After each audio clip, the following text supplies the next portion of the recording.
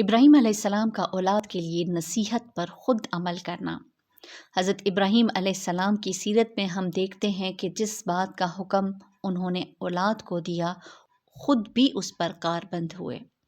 ارشاد باری تعالیٰ ہے اذ قال له ربه اسلم قال اسلمت لرب العالمین ووصى بها ابراہیم بنی ویعقوب یا بنی ان اللہ اصطفى لکم الدین فلا تموتن الا وانتم مسلمون۔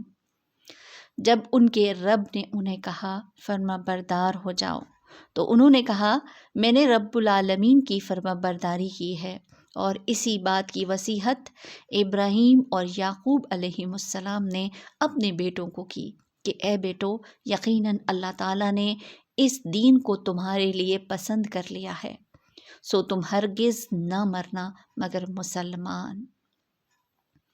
حافظ ابن کثیر لکھتے ہیں اللہ تعالیٰ نے انہیں اخلاص، اطاعت اور تابعداری کا حکم دیا تو انہوں نے اس حکم کی تعمیل کی اور اپنی اولاد کو بھی اسی بات کی وصیحت فرمائی۔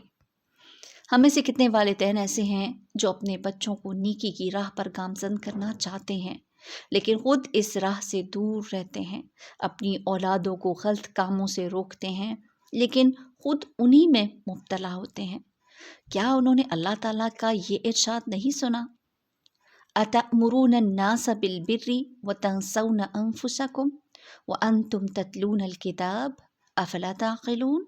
کیا تم لوگوں کو بھلائی کا حکم دیتے ہو اور خود اپنے آپ کو بھول جاتے ہو، حالانکہ تم کتاب پڑھتے ہو، پھر تم کیوں عقل نہیں کرتے؟ کیا انہوں نے قرآن کریم میں نہیں پڑھا یا ایھا الذین آمنوا لم تقولون ما لا تفعلون کبر مقتا عند اللہ ان تقولوا ما لا تفعلون؟ اے ایمان والو، تم وہ بات کیوں کہتے ہو جو تم خود نہیں کرتے؟ تم جو کرتے نہیں اس کا کہنا اللہ تعالیٰ کو سخت ناپسند ہے۔ ہم سب کو یہ بات سمجھ لینی چاہیے کہ عمل کی آواز زیادہ بلند ہوتی ہے۔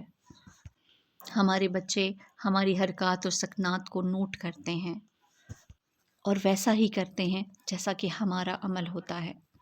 اللہ سبحانہ وتعالیٰ ہم سب کو اس بات کی توفیق عطا فرمائے کہ ہم بھی ابراہیم علیہ السلام کی راہ پر چلتے ہوئے ان تمام طریقوں پر خود پہلے عمل کرنے والے ہوں جو ہم اپنی اولادوں میں دیکھنا چاہتے ہیں۔